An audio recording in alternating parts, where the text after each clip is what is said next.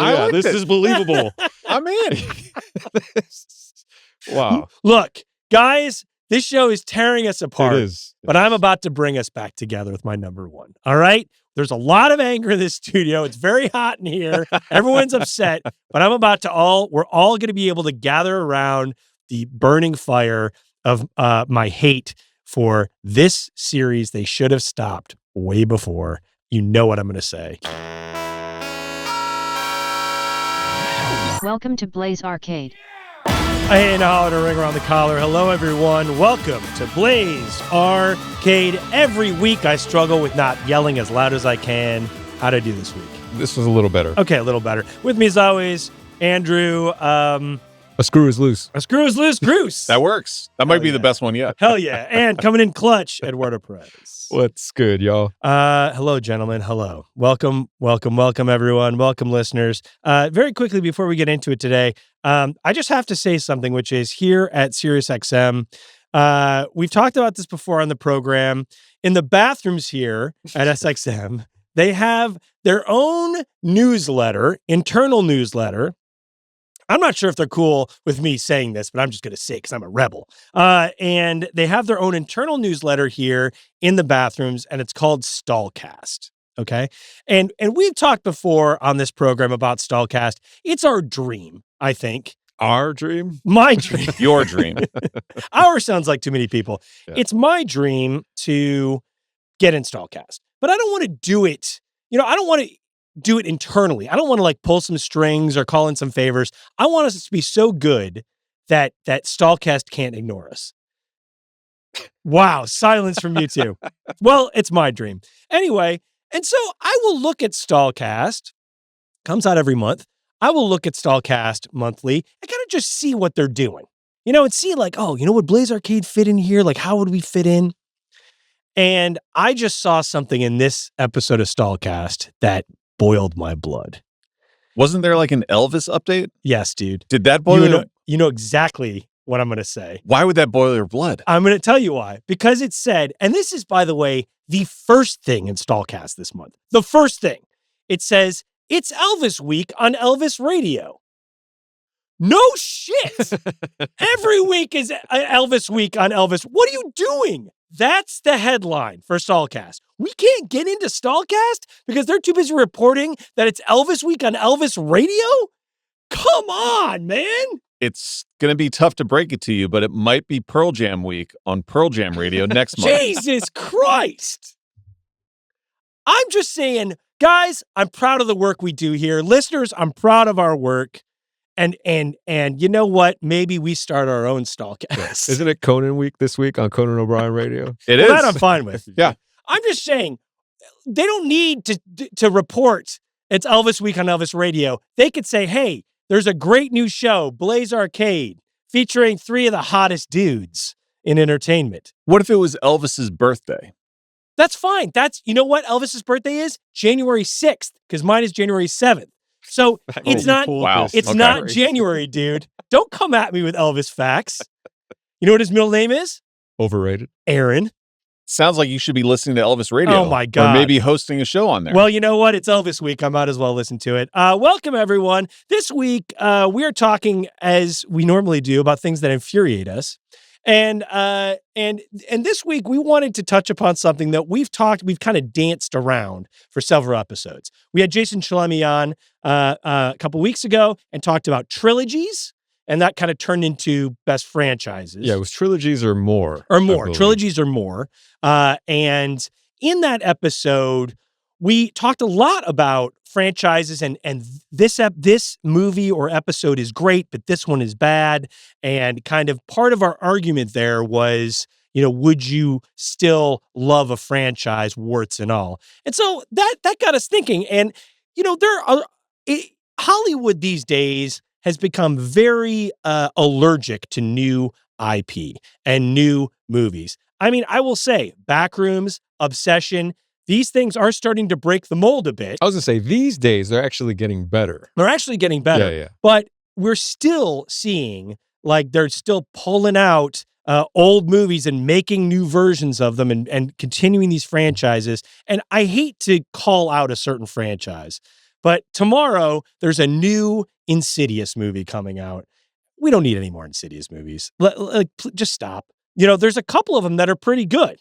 But then this is like number 6 or something crazy. So we thought today, to kind of shame Hollywood, we would, because Hollywood is 3 listening. knuckleheads are going to shame Hollywood. Well, I will say, I think it's part of our job here to use our platform to try to fix Hollywood. And one of the ways we're going to do that is to talk about the franchises we love and when they should have stopped. Okay. So today, our topic is franchises that should have stopped and when they should have stopped. Okay.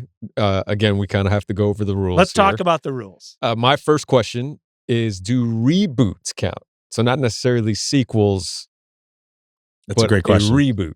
That's a great question. That's an excellent question. I would say, yeah, they count because they're part of the franchise. Okay. Yeah, they do count.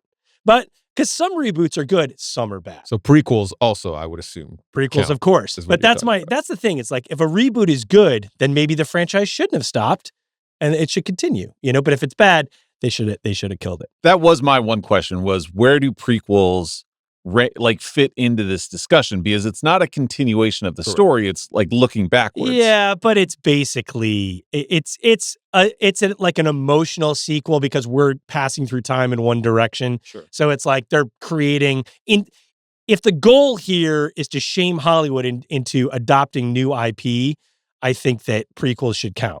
And then my other question is, how much value do you put on a franchise that has like 4 or 5 or more titles within there or seasons for television versus it's only a sequel. And so like you really wanted it just to stop after the first one. I have an example of I think TV shows count. Yeah. I think TV shows count. Yeah. But like, do you give more credit to a show or a TV that or a show or a movie that went on for multiple seasons or multiple sequels versus, let's say, Dumb and Dumber? Right. I love that first movie. I definitely did not need Dumb and Dumber 2. Would you call that a franchise? Well, that's the question. Like, that's a good question. It's just 2, should that be a part of the equation that we're talking about? I don't know about? that we're talking franchises. It's not making my top 3, but yes, it doesn't need to be a franchise. Yeah, but yes, they should just have stopped. That's the idea. And Right. the idea is kind of like, and Gruss, this is an old reference, kind of like Happy Days before they jumped the shark. Exactly. That was a show with Fonzie. Henry Winkler. Yeah. Oh, wow. Okay. I've never seen a single episode before of it. Vin Diesel. Right. So it doesn't really exist in my world. Exactly. Okay, yeah. Yeah, I mean, that's where Jumping the Shark comes from. Right. Right. So I guess what we're talking about today is shows that jumped the shark. That we feel may have jumped the shark. Right. And so shouldn't have been made. Exactly. Okay. Exactly. So I'll get started. I'll get started with my number 3. I think it's a very obvious one. I can't imagine you guys are going to disagree with me on this, but Terminator. I agree. I think Terminator T2 is great. Then they should have stopped. There are some, I will say, that being said, there's some really fun moments. Yes. Really fun moments. Like the whole future war. I love seeing that with Christian Bale. There's some really fun moments in that. I love seeing all the different kinds of Terminators. Was really cool. It's fun seeing like an older version of the T-800, the Schwarzenegger. But all that being equal, it just, the timelines got crazy and just Terminator 2, and then just end it, dude. I'm flying blind, having never seen a single Terminator. So, wait, are you serious? Yes, but I feel surprised. I feel like a lot of these franchises we're going to talk about today, I have not seen a single one. I'm just surprised because, Eduardo, don't you think that he would love it? I've given up on movies or logic that I think would apply to him. And it turns out he hasn't watched them, or he has watched them and he loves it or he hates it. So I'm not surprised. Imagine Reacher is a android from the future come back to kill. I'm sure you know what Terminator is. What Terminator is. You just haven't watched it. I really don't. Oh my God. I really don't. You would absolutely love it. It's great. I agree, but, actually. And so I'm going to take this with like open ears and open heart to like say, although, sure. When you guys tell me, so if you were to be like, I haven't seen a single Mad Max, I haven't seen a single Indiana Jones, So, like, if these franchises are on your list, I need you to tell me which ones I should stop at, and then I'll be like perfectly satisfied with So the movie now series. A new game. And now it's a new game. This is now a new I have just been dropped on this planet. Yes. Where should I shit. Where should I stop with Terminator? It would be, by the way, Not knowing anything. Side note, it would be hilarious if Gruss was an alien. It would kind of track because it's kind of like there's two kinds of aliens, right? There's the hyper smart ones, and then like and then where are we going with this one? And then, I'm just saying, Call Me Sugar from Colin Farrell's TV show. Okay, there we go. Perfect. All right. So yes, all right. So all that being said, Terminator's my number 3. They should have stopped at T2 after T2, but I will say I love Dark Fate. Like the idea of like a double Terminator is really cool. Like, and some really cool fight scenes, but it just got way too crazy and convoluted. And now there's this future and that. And then John Connor is like a bunch of nanobots. And it's just a mess. Dude. I didn't rank my top 3 as we normally do. Oh, I that's think, fine. So but whatever. it is definitely a top 3. I agree with you 100% about Terminator. 1 and 2 were amazing films. Amazing. One is straight up a horror movie. To your point, there are cool moments in the subsequent films and even TV show. Like on paper, it would make for a great TV series. Dude, and by the way, they did. Yeah, the Chronicles. The Sarah Connor Chronicles. Yeah. Which, by the way, I didn't see, but I heard was great. Right. I wish. Yeah. So anyways, to backtrack, the concern I have for you, Gruss, with Terminator 2 specifically is you've commented on how graphics just don't hold up for you when you go back. Right.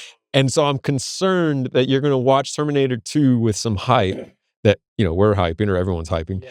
And the graphics are going to take you a little bit out. You know what, though? I will say. It holds up. I saw some of it not too long ago. He has a high bar. It's a high bar. It holds up. I think where you might be a little frustrated, to your point, Eduardo, Gruss, you might be a little frustrated because now CGI is so crazy and great that you would be like, why isn't the Liquid Terminator doing more? Right. Like, why isn't he just, like turning into a bat or whatever the fuck? Turning into a bat. But I'm watching multiple dragons fight on screen on my TV on Sunday nights. Am I going to think that this at Terminator is at the same level as to what I've seen for this past season of House of the Dragon? Probably not, because you struggled also with the original trilogy for Star Wars for some of those same reasons, and which is crazy. But it's not crazy. I think it makes perfect sense.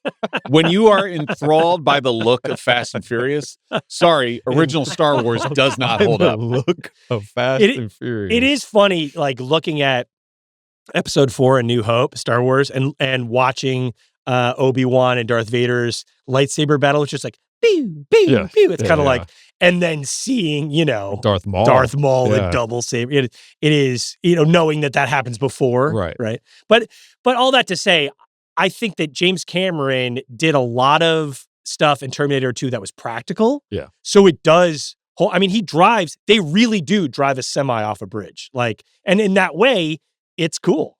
Now, I would also say, to defeat my argument, I've not seen a single Avatar, and that CGI is supposed to be incredible, right? So, on one hand, I won't dip into Mad Max or whatever because it just looks old. But I also won't go to Avatar. Well, Mad Max, the world is old and messed up. It's kind of like a Western. So that works for me. Okay. And Fury Road is incredible. But that one looks modern, right? Y'all better not have Mad Max on your list. What drives me crazy, is Gruss is walking around like he's some 15-year-old kid. You lived when none of this technology existed. So how can your mind not suspend or remember Get him. I must have a brain like an elephant. I can't dip back. That's it. I don't know, man. But I do like, we talked about the Odyssey and Christopher Nolan a few weeks ago, and the fact that Nolan does stuff practically means that it will last. Yeah. Because it doesn't matter how good CG is. We've seen over and over and over that CG ages. And one of the cool things about Star Wars, I think it does look great because they use matte paintings and stuff. They did and they built the real starfighters and those things. So it does hold up in that way. But Yeah, T2, I think you'd like, I don't know about Terminator because it is like more of a horror, but T2 is a huge, My personal big favorite of action. those two is T2. Do I need to watch T1 before going into T2? You get it. You get it. I mean, I think you should because it's Yeah. really fun. Right. But it by the way, it flies. I think the story, by the way, with that movie is James Cameron was waiting for funding for another movie to come through, and he wrote Terminator for fun in his spare time while he was waiting. And then, and I can't remember exactly what that was, but great. I mean, it's great. Wait, have you seen RoboCop? No. Dude. Yeah. I would just tell you, Crazy. we are in the midst of new season of Reacher, new season of Lioness, new season of Slow Horses, and football season. Elvis Week. So it's going to be tough to fit something else into my window of viewing time, but I can give it a try. I think it's worth your time. Okay. But yeah, Terminator. Gruss, so what's first on what's number 3 on your So I list? stuck with television shows for the most part. Okay, great. And now here's the part of, I love these type of shows. I didn't need it associated with the original. And so that was True Detective. Great example. I love the first season. Great example. I'm mad I didn't think of this. I will still watch every season of True Detective, but you could have just made it like The Alaskan Nightmare was what the latest season was and could have been titled. Well, and it just didn't need that kind of mythic quality of True Detective. And so like, make these type of shows. Like, please continue making these type of shows, but I don't need it branded with the True Detective branding. 100%. And very famously, Nia DaCosta, who did the last season with Jodie Foster of True Detective, that wasn't supposed to be a True Detective show. Right. And they retconned it. Like they tweaked it to be True Detective. It was like, we need another True Detective. But it wasn't. I agree. It shouldn't have been. It would have been awesome if it wasn't a True Detective. If it wasn't billed as True Detective, I would have really loved it. And if you're not having like Rusty Cole be the central character, like I just don't need it. I gotta agree, man. I think True Detective very famously, the first season is the best season. Although the one with Mahershala Ali is great. 3, I think. Yeah, and the second That's one great. was Vince Vaughn and Colin Farrell and Taylor Kitsch. Like, I still enjoy these shows, but the aura of True Detective had been built up so highly after that first season. I was like, unless it's a continuation of these guys of like Woody and Matthew, like I just don't need it titled that way. Oh man, I totally agree. And maybe they should have just done one and done, man. Yeah, just let it go. Just one and done. In my world, it was one and done. I watched the first season and I didn't watch the other two. And no Great. shade to the Great. two. I just didn't get around to them. So yeah, but they're good stories. Like they're interesting nothing. stories. You missed nothing. Yeah. So that was my number 3. My number 2, I have a lot of honorable mentions. It's really hard, and maybe it was really hard for me to pick just 3 that should have stopped. Now, does that mean I have hate in my heart? Does that mean Yes. okay? Yes. In coming up with this list, I was like, am I an asshole? Yes. Am I a giant asshole? And I guess the answer is yes. Are you on your own island though? Are you like the singular person advocating for this franchise having stopped, or are you kind of with the general public? I feel like I'm with the general public. What difference does that make? We're all assholes. Is the curiosity that I have about that. We're all assholes. That being said, maybe, I don't know, whatever. It was hard for me to pick 3. My number 2 is one that I really love this story. I love the world. I would love to see a TV series about it. Yes. Keep going with more. But the first one is awesome. And then it just goes downhill. The more they're in this world, like to me, the less cool the first one got. Indiana Jones? No. Oh. I have no idea. The Matrix. Okay. Because the first one is like a perfect movie. You have John Anderson who becomes Neo and this, taking the pills and Morpheus and uncovers this insane world. And at the end, he sees the code and then he can fly. And then they're playing Rage Against the Machine. And I'm just like, yeah, in the theater. And then they come out with the second one. And I was like, okay, it's pretty cool still. It's cool. He can fly now and stuff. Some cool fight scenes. Oh, okay, all right, now they're on the highway. That's cool. But now there's kind of ghost guys in there. All right, that's fine. And then there's the Merovingian. Who's this? And you're like, all right. Oh, and there's Zion. But, now everyone in Zion looks cooler than everybody so now everybody in the Matrix looks kind of dumb and they're wearing all these leather. And then the third one, I was like, oh no, what are they doing? This is so fucked up. And then the fourth one I didn't even see. I heard it was bad. And I think why I wish they would have stopped is not because 2 and 3 are terrible. It's just because they made 1 less cool. It just made it look stupid. So here's the issue with this game that I'm having as we're discussing it in real time. And to your earlier point about, are we just haters or assholes or whatever it is? I feel like sometimes it was lack of execution. I think the idea was great. And so you can't blame them for wanting to go back into that world to expand the world and the universe. But the difference between the great trilogies or sequels or franchises and the not so great ones is just purely execution. I agree. And that it makes it tough because I don't want to tell somebody, don't take me to that world that you just built and don't try to make it better. Your chances are you're probably not going to succeed. Odds say that you're probably not. But if I like the characters enough, or if we like the characters, I'll entertain it. And so I have a hard time saying they shouldn't have done it. You're right. And I agree. And that's why The Matrix is specifically hard for me because I do love the world. I love the idea that, ghosts and vampires and werewolves are like rogue programs. I loved all that stuff. It just felt like to me, they had this great movie and a great idea.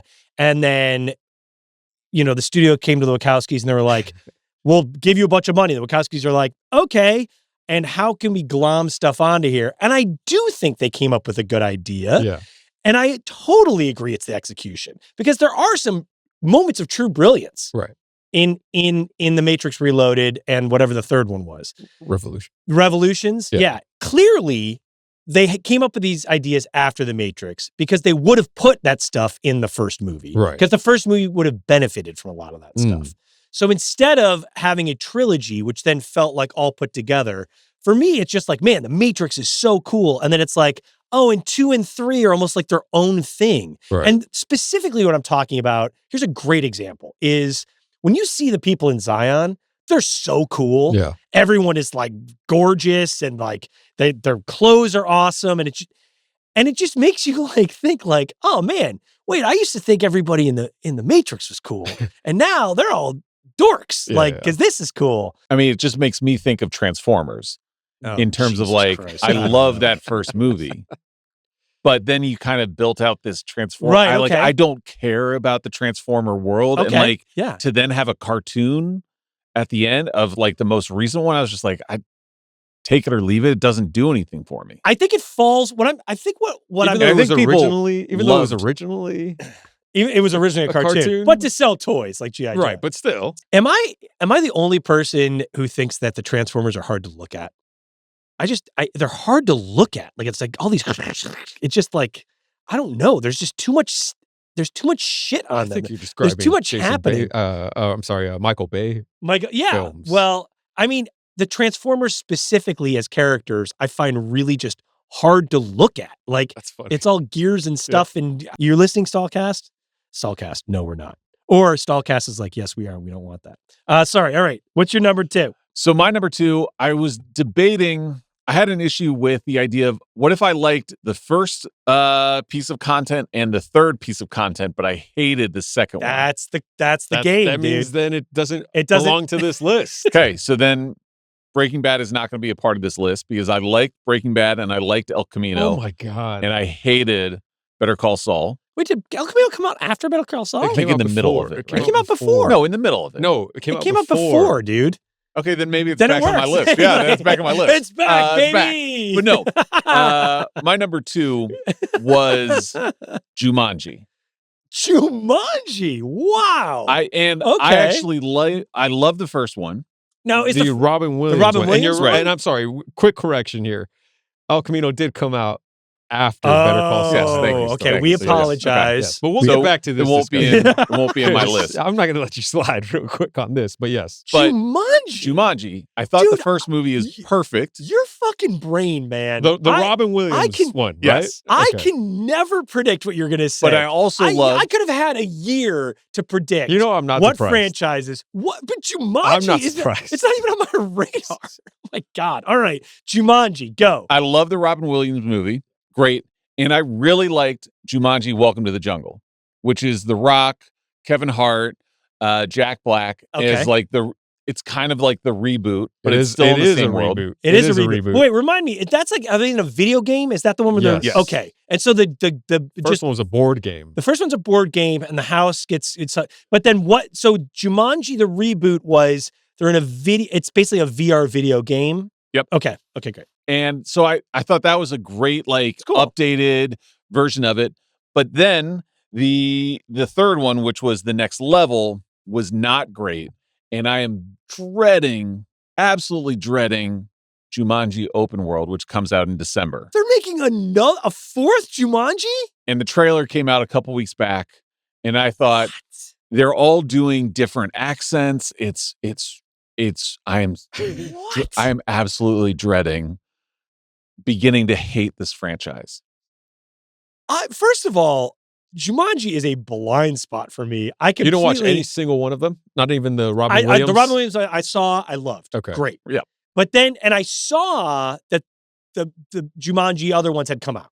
And Welcome Mostly to the Jungle because of press junkets. Was 2017. Right. And maybe that was still on the height of Kevin and The Rock's bromance comedy team. And maybe people it wasn't overplayed. And so I love that. I think it's a fun movie. Jack Black's great in it. So I was like, oh, these four people as avatars in the world of Jumanji, perfect. And then it just it did so well that they then had to rush out the third one. Not great. And then it's now been 5-6 years. And to get this fourth one coming out, which is the characters come out of the game again, but they've got different accents. I was just like, this in the trailer looks so rough. I was like, don't ruin a franchise that I really enjoyed the first two of. So, and take us through the first Jumanji is like a video game. No, the board game. Kevin Hart. Yes, what I meant was the first Rock Kevin Hart one is a video game. And then at the end, do they escape? Well, so in the second one, why do they keep, my question is, why do they keep making more? The What's humans, the conceit? become characters in the video game. And so then they're in the Jumanji world. Nick Jonas, there's a bunch of Jonas Bros, all love that movie. And then they come out of the game in the third one. And then this fourth one, it seems it's they just wanted to make something else with the Jumanji name on it and open world. And it looks rough. Oof. It looks really, really rough. It sounds rough. This goes back to your True Detective discussion, where I wish that they would have made the Kevin Hart Rock portion of this. I wish they would have called it something else completely, because they could not be two completely different films compared to the Robin Williams. And I'm just talking purely about the first one of Kevin Hart and The Rock versus the Robin Williams one that came out in the mid-90s. Yeah, it kind of ruined it for me that they used the same name. I do think it was watchable and fun, but to link the two, I mean, one was pure heart with the Robin Williams one. Correct. This one was more of a comedy. You know? For sure it was a comedy, but it wasn't. I didn't feel like they were trying to shoehorn it, because they did update it with the video game console and more modern with the characters going in, and so I was able to buy what the director was trying to make with the Jumanji Welcome to the Jungle. I'm just very concerned that it just looks like a money grab 7 years after the fact for this one that comes out in December. Cash grab. Yeah. And the thing with The Matrix, because The Matrix is also a similar idea where people are going into a virtual world, but the stakes there are humanity is enslaved by robot overlords. Well, this is a rhino running through town, so the stakes are still. What are the stakes? Are they going to get trapped in the world? What are the stakes for the Jumanji reboot? Part of it is that if you run out of lives in the game, Like, I think Jack Black's character was not allowed to eat cake. Or no, Kevin's character is not allowed to eat cake. That's one of his weaknesses. And he eats cake and dies. And so then you've got 3 lives because you're in the video game. And if you die in a game, then you actually can't come back into Earth. That's super dark. Yes. Wait, why would you ever go into this video game? Well, they didn't have a choice. They were just sucked in. What are they, prisoners or something? Yeah, and they have to escape the video game. Wait, this is super dark. It's man. fun. Watch Welcome to the Jungle. No, thank you. Don't watch the next level, and probably don't watch Overlord. Does anyone, without spoiling the specific characters, does anyone actually get trapped in the world and can't come back? No. Or they all do, and that's why there's another. Yeah, that's why they keep going. Like I said, the first one was all heart. So I just wish Jumanji had stopped after Welcome to the Jungle, the second one in the series. Okay, and you know what? You're never going to watch Terminator. I will watch Jumanji for you. And because, again, it completely skipped me. I have no idea what it's about. I had never seen any of them except for the first one, which is not really even the same universe, the same movie. Is it in the same universe? Yes. Yeah. So do they talk about the board game? Yes. Yeah. Wow. I'm blown away. Pick it up. You can pick it up, just jump. Don't go back and rewatch the first one. Your taste, dude. I just cannot get my brain around. It's unbelievable. Jumanji or Taylor Sheridan? Yeah. That's my world. Wow. That's incredible. I love that. Yeah. That's unreal. All right. Well, you know what? More kudos to you. All right, Eduardo, who you got? All right. I got a franchise that we all tend to watch during one particular time of the year. Ooh. What is it's this gonna be? during the Can I guess? winter. Yep. No, the Santa Claus? No. Okay. Now, although that's a There's good, 4 of them because they have a TV show. There's Right. a show on it now. Now that's a good pick. It's another Christmas franchise. Okay. It's Home Alone, and it's funny that Home Alone. Actually, most people that when you bring it up, they just think of the 2, even though we all know they made more after that, and it's they were so universally panned that we've all just chosen as a society to pretend they don't exist. Collective amnesia. But in reality, they do exist. Yeah. And I would even entertain the idea of number 2 not being made. And I used to love number 2, but the more I've watched it I watch the 2 every year, the more I'm like, you know what, just give me the first one and I'm good. So wait, the second one is Lost in New York, Yes, right? And that is the opposite. Pigeon Lady. And Trump, by the way. Right. Yeah. Oh, and that the one. So the conceit of that one is they send him to New York by accident. Well, he gets on the wrong flight this time. So he makes it to the airport this time. My God. But he gets on the wrong flight because they leave him behind because, again, they're late for their flight. And as they're running to their gate, he accidentally follows the guy who he thinks is his dad into the wrong gate. And this is back in a time pre-9/11 when you could just walk into any gate and on any flight. Zero security. Yes, exactly. So he's flying the plane to New York. Yeah. So that's the setup. And the band, what are they? The Wet Bandits make a return. And again, characters that I love, by the way, and you're happy to revisit that world and those dynamics, but it was just a little zany. A little too wacky. It felt like a cash grab. Yeah, Well, a little bit. It's the interesting thing of thinking about, at what point does a sequel or a trilogy hurt the overall thought of the movie?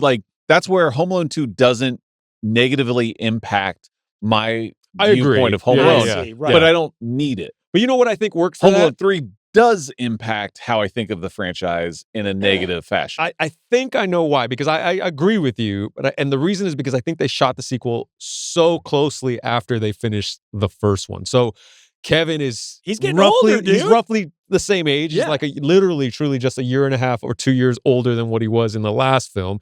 So it still feels like a warm blanket, where you're like, okay, we're back. We're literally back in this world, and I don't have to spend reality to be like, wait a minute, okay, so I have to keep, what has this character been doing for the last 4 years? College? 5, yeah, exactly. So I agree. It didn't sour it. It's just as I'm playing this game, I'm thinking, you know what, you could have just stopped at the first one. Could have just stopped. And it would have been perfect. We don't need sequels. I mean, let a movie be a movie. And there is a beautiful thing to have, just a perfect jewel of a film, which is I mean, look, I have one of my honorable mentions is exactly that, which is Saw. Saw, they've made like 10 or 11 of them at this point. Only watched the first one. The first one's great. Yes, By the way, the first one is great. Yeah, it's great. I mean, it's such like a perfect like clockwork of misery. And by the way, it's not as bloody and explicit as the future ones because they didn't have a lot of money. It was just really smart the way it was done. Great reveal at the end. Really, really fun. And then Saw 2 fun, but then it just gets goofy and crazy. How many are there? I think I know they did 10 because they did Saw X. Was there a Chris Rock? Saw Spiral, yeah. Was that? I thought that might have been Story like of universally liked. It was, yeah. No, I think that was great. And man, I wish Chris Rock is one of those one of those people who I just think is so underutilized and so underrepresented. I love him in almost every single thing I've seen him in. Also, I love his stand-up, but man, like, and he did like a serious turn there. I mean, he has the ability to, and I hope this happens soon, is really break out in the dramatic space, much like Adam Sandler did. I think Chris Rock has that ability too. Yeah, Chris Rock. Don't need Grown Ups 5. That's what you're saying. But I love Rock, and he was great in that. And so they made a Saw movie, or they released one every year beginning in 2004, all the way through 2010. Wow! And then they took a break. They came back in 2017, took another break, 2021, and then Saw X, to your point, 2023. Crazy. I mean, kudos for them. That's basically just doing like, you're just doing like a TV series every year at that point. Which one's worse, Saw or Fast and the Furious? Ooh. Well, I'll say this about Fast and the Furious. At least they're, maybe Saw is self-aware. I mean, it's more fun to watch a Fast and Furious movie than a Saw movie. I don't really get off on gore and that stuff, like Hostel, these movies. Gore to me weirdly takes me out of a movie because I'm like, all right. Like, one of the worst things I've seen in a Saw movie was when some guy jumps into or falls into like a pit of hypodermic needles. And I'm like, that's not even like the grossest thing. I'm just like, ow, man, that would suck. So it's like, for me, the gore is just like, all right, well, now I have a bear trap on my head and my skull's going to get ripped apart. Who cares? Where do the movies, like the Final Destination movies? Oh, those are fun. Only watch the first one of that. Those are comedies, man. That is a series that I'm happy they keep doing. Because that's just fun. And like, if you're watching Final Destination, you're not invested. Right. You're just like, don't follow too close to that logging truck. That's such a great scene. It's a great scene. Such a great They're scene. all great. It literally scares me to this day. Me too. If I'm driving behind something that's not secured. Yeah. Like, oh man, is there soda that's going to pump my brakes or a water bottle here that's going to jam my brake as I try? It's changed my life. Truly. We should do a future episode on like movie or TV show scenes that have changed how we live. Because that has changed how I live too, dude. 1,000%. There's stuff in there I'm like, nope. Yeah. There's another thing, we talked about this before, but there's this TV show called Monsters when I was growing up. That's like kind of the monster of the week, Twilight Zone.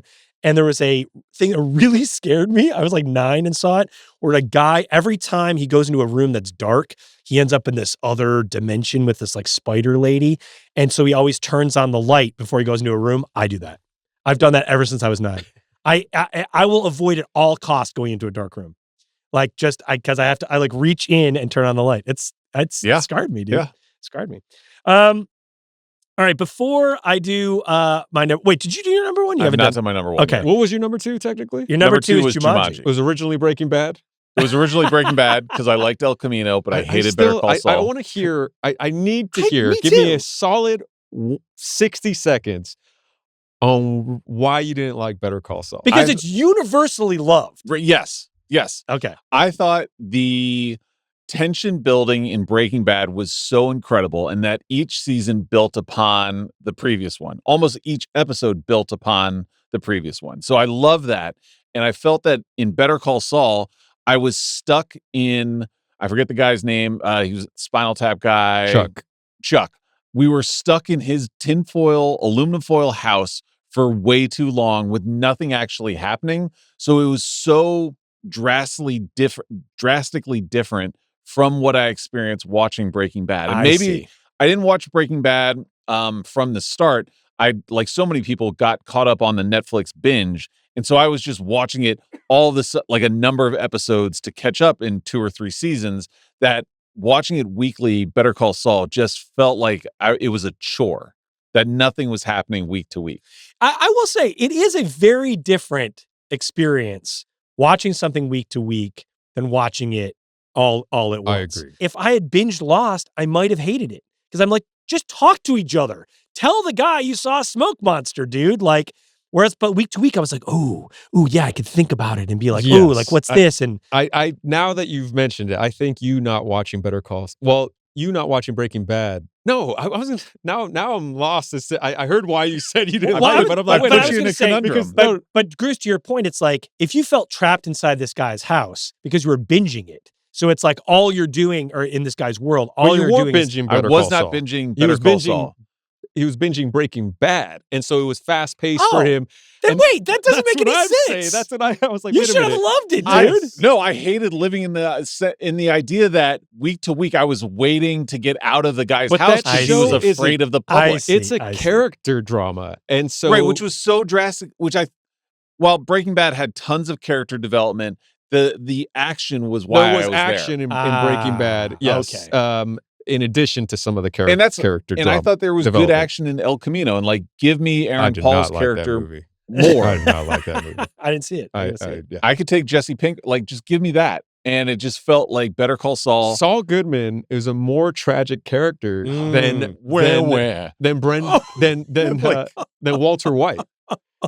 He could have been if they had done it since when he went to like Wichita and was working at the Cinnabon, not when I knew what was about to happen because it was a prequel series. The guy was literally in the shadow just wanting to make his brother proud of him. I know that's so freaking tiresome. And when he finally did make something of himself, even though he was taking shortcuts because he just desperately wanted the approval, because this guy wanted family, the brother, instead of embracing him, hates on him, tries to sabotage him. And then not only that, ends up killing himself. Oh my God. So I don't understand. Like, there's got to be a heart in there. Well, there's no muscle cars. I mean, you're not going to be surprised by my number one then. Okay. Because my number one is also a TV show, the 4th season, which just came out. And I thought that after the first season, there was no need. This was not supposed to be a television show to begin with. And after the first season, it should have stopped. And it would have been perfectly nice, fun, light, but it's so unrealistic and so like happy-go-lucky that I can't stand it. And it's one of the first and last shows that I've ever stopped watching like halfway through. I know what you're talking about. And it's Ted Lasso. Yes, I knew you were going to say this. Oh, Ted Lasso. You don't have heart. Right. Okay, that could be fair. That. Yes. Ding, ding, ding. You're right. Okay, I feel better about this. But I just like... Okay. No heart confirmed. It was too unrealistic, happy-go-lucky that first season that I was just like, fine, like, cool, it exists. But then it was like, we're going to double down on that. The funny thing is it's season not 2 and 3. happy-go-lucky. These are all character arcs and developments that he's masking. Again, another person who's actually hurting because he's away from his family. He's about to lose his family but it's so home, unrealistic. And it's not unrealistic. He would never become a coach of a Premier League team. Oh, you're getting hung up on the weirdest details. Oh, just the central point of the show. It's about English soccer. It's the same way cloning took you out of the Prestige. Oh, yeah. It's the same way that this is... Accurate. No, this is... Okay, this makes sense. All right. I'm good. So now. I was happy with season 1 of Ted Lasso. Season 2 was like, I'll trudge through it. And season 3, I gave up. Wow. Season 4, I might dip in for the first episode, but I just don't need it. So let's just recap. Yeah. Hates cloning. Yep. Right. Doesn't understand. Doesn't believe that a non-English person would become the coach of it, but fine with people going into a video game where they can't eat cake. Or a lawyer they don't went on the run who just helped somebody working in a Cinnabon. Show me more of that. I want to see that guy. Saul Goodman couldn't exist. Jesse Pinkman suddenly is a free man out in the world. Show me more of Jesse Pinkman, even though he was the accomplice to Walter White the entire time. So this is believable. I'm in.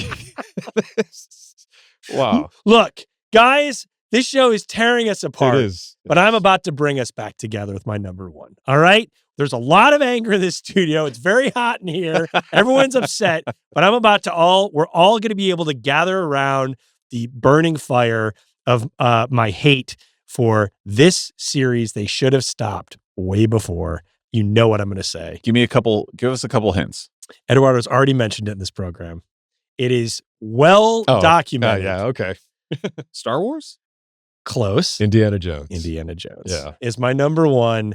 The first three are masterpieces, dude. Masterpieces.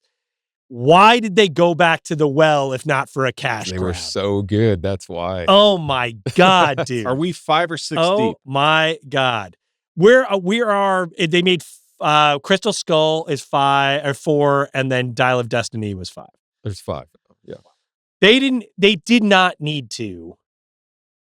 Holy Grail, dude. What gets better in an archaeological sense than the Holy Grail? Nothing. You got Nazis he's fighting against. You got an iconic object, maybe the most famous object in all of human history. Why would you make another movie after that? And why would it be an alien skull that's a crystal? I'm so mad.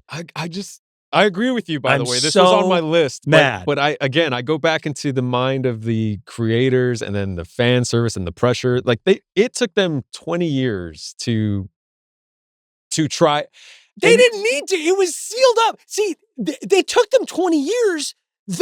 For what? They don't need to make another one. They did it. It was done. They did it. One of the greatest trilogies of all time. I agree. They just didn't need to do it. And you could tell they were trying to pass the baton to Shia LaBeouf. What were your thoughts on The Godfather 3? Not Godfather 3, not bad. Because that was also almost 20 years. That was also almost 20 years. I think that with Indiana Jones, it just felt, that's a really good question. It just felt like, well, there's two things. One, they did a trilogy. Sure. So and they had kind of completed the thing, and because in the beginning of Holy Grail, the third film, you see Indiana Jones as a kid and you kind of learn a little bit about why he is who he is. And they'd also done a TV show, The Young Indiana Jones Chronicles. So you kind of get that. And then it connects the dots to his father. And at the end, they ride off into the sunset. It's all really great. And whereas Godfather, that's a good question. I don't know. I don't know. I mean, Godfather 2 was a lot more open-ended. It was a lot more open-ended. You wanted to know what that character was going to become ultimately. Yeah. And also, I don't know. And maybe I'm just old-fashioned, man, but there's something to a trilogy. Whereas like 2 movies, you could argue let's finish off the story. But I just thought Indiana Jones, they finished the story, man, and they did the thing, the Holy Grail. Do you think a reboot would have been more palatable? Well, I think that they were trying to do that. Right. I think if I had to put if I had to put myself in the mind of a movie exec, it would have been, man, that was a great series. Can we have Harrison pass the torch to a younger generation, much like Sean Connery? Could we get that dynamic again? Yeah. And I think, honestly, dude, if they hadn't done Holy Grail as the third one, and then they came back with Holy Grail, I think I would have bought it. Part of it was the alien skull thing. George Lucas has gone on record as saying, Indiana Jones is like a tribute to the pulp heroes of like you're talking about The Shadow, you're talking about Tarzan in these worlds. And so aliens would fit into that. Yeah. But not really, dude. Not what you've established on screen. Maybe in your head, fine. But aliens does not fit in. It was all about history. And it was all about, you had some mysticism there with obviously Raiders of the Lost Ark, but mysticism and aliens are two very different houses. Very interesting, because we've talked about a movie where practical magic is part of the premise of the plot, but then the director introduces cloning, and somehow that's supposed to be accepted as part of the plot. Are we back on this? Okay.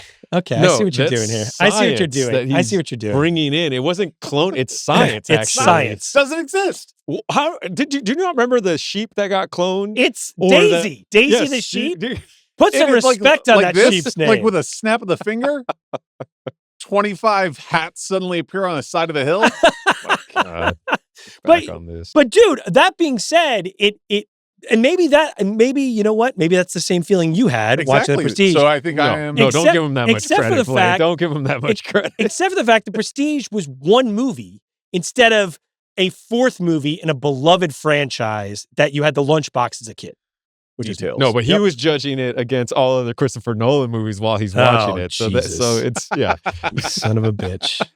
You son of a bitch. But I have a question for you, Gruss. So, okay, it seems like Bley is a little allergic to the idea of trilogies or franchises returning back to the world 20 years later. And I have another franchise actually. Well, I don't hate the idea of revisiting things later. I just don't think it's done well. For George Lucas to say, "Oh, it's okay to put aliens in Indiana Jones because, Doc Savage fought aliens, a pulp hero back in that just doesn't track. It just feels that mixed with trying to pass the baton on felt like a weird cash grab.